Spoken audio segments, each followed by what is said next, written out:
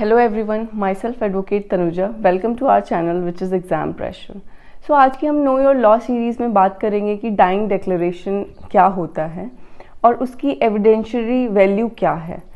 And basically आज मैंने ये टॉपिक इसलिए लिया बिकॉज बहुत बार लोगों ने बहुत बार ऐसा हमने एक्चुअली मूवीज़ में देखा है या सुना है कि मरते वक्त इंसान झूठ नहीं बोलता या इस तरीके की बातें। बट आज हम जानेंगे कि क्या इसके बारे में हमारा एक्ट क्या कहता है और एक्चुअली इसकी कितनी वैल्यू है। So let's get started with our video. So आज की वीडियो में हम बेसिकली इसको 4-5 मेन पॉइंट्स को डिस्कस करेंगे डाइंग डिक्लेरेशन से रिलेटेड।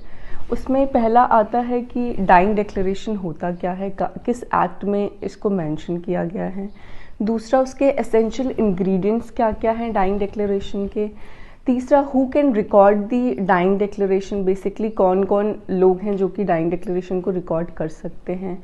उसके बाद इसकी एविडेंशियरी वैल्यू क्या है, बेसिकली जब इसे एज अ एविडेंस हम यूज़ करेंगे तो इसकी वैल्यू कितनी होगी उस वक्त में। इसके अलावा why the dying declaration is an admissible evidence.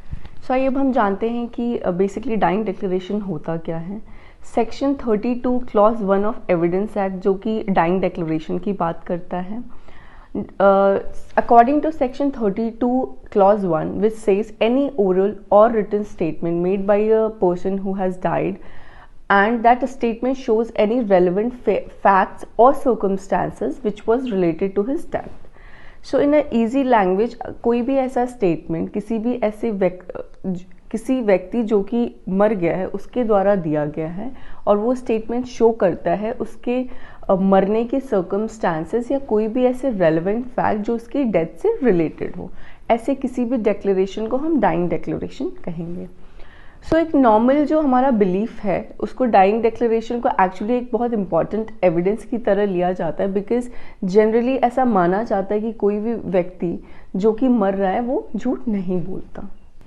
So आइए अब हम बात करते हैं कि who all can record the dying declaration. Section 32 clause 1 of evidence act किसी को स्पेसिफाई नहीं करता कि किसके सामने अगर हमने ऐसा डिक्लेरेशन दिया तो वो एडमिसिबल होगा। इट मीन्स अगर आप किसी के भी सामने कोई भी ऐसा डिक्लेरेशन करते हैं which is related to your death, that will be considered as a dying declaration. For example किसी भी मजिस्ट्रेट के सामने आप ये ऐसा स्टेटमेंट दे सकते हैं या पुलिस रिकॉर्ड कर सकती है या फिर डॉक्टर के सामने ये रिकॉर्ड हो सकता है या कोई भी अन्य व्यक्ति जिसके सामने ये रिकॉर्ड हो सकता है। बट डेफिनेटली जो एविडेंशनरी वैल्यू है इस चीज़ की वो वेरी करेगी। अगर किसी ने कोई भी स्टेटमेंट मैजिस्ट्रेट के सामने दिया है तो उसकी evidentiary value will be more than the statement given to a normal person. So आइए हम बात करते हैं कि किस फॉर्म में डाइंग डिक्लेरेशन को रिकॉर्ड किया जा सकता है। इसमें पहला आता है कि इसे क्वेश्चन आंसर फॉर्म में रिकॉर्ड किया जा सकता है। फॉर एग्जांपल पुलिस ने ऐसे कुछ क्वेश्चंस पूछे विक्टिम से एंड उसने अपने आंसर्स पुलिस को दिए तो वो भी एक डाइंग डिक्लेरेशन ही माना जाएगा। उसके बाद अगला आता है कि नैरेटिव फॉर्म में किसी भी विक्टिम ने एक स्टोरी के रूप में पुलिस को या किसी भी व्यक्ति को अपना स्टेटमेंट दिया, वो भी डाइंग डिक्लेरेशन की ही श्रेणी में आएगा। तीसरा आता है जेस्चर्स, मतलब उसने इशारों से कुछ बताया कि उसके साथ क्या हुआ है, उस स्थिति को भी डाइंग डिक्लेरेशन मानेंगे। एक केस में एक महिला एक औरत का गला काट दिया जाता है तो उस केस में उसने कुछ इशारों के ज़रिए बताया होता है कि उसके साथ ऐसा किसने किया, उसे भी डाइंग डिक्लेरेशन ही माना गया। उसके बाद आता है किसी अगर व्यक्ति ने FIR रजिस्टर कराई है एंड उसके बाद उसकी डेथ हो जाती है after that and that FIR was related to his और her cause of death, that FIR will be considered as the dying declaration. So आइए अब हम इसमें अगला पॉइंट डिस्कस करते हैं जो कि है कि why the dying declaration is an admissible evidence. So इसमें बेसिकली 2 प्रिंसिपल है। पहला प्रिंसिपल आता है, एक मैक्सिम है जो कि है nemo mortis presumptor metri, which means no person will die with a lie on his her lips. It means कोई भी व्यक्ति मरते वक्त झूठ नहीं बोलता। इस प्रिजम्पशन के अनुसार भी डाइंग डिक्लेरेशन को एक इम्पॉर्टेंस एविडेंस माना गया है।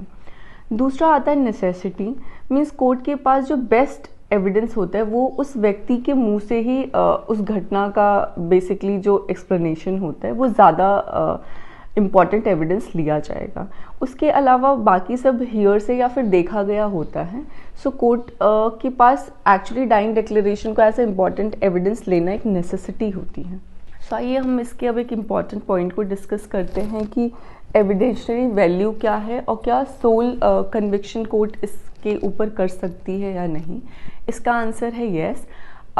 केवल डाइंग डिक्लेरेशन पे अगर कोर्ट सेटिस्फाई होती है कि उसे लगता है कि दूसरे व्यक्ति ने ही मर्डर किया या उस व्यक्ति की डेथ का रिस्पॉन्सिबल है, तो कोर्ट कन्विक्शन कर सकती है and it is considered as the important evidence.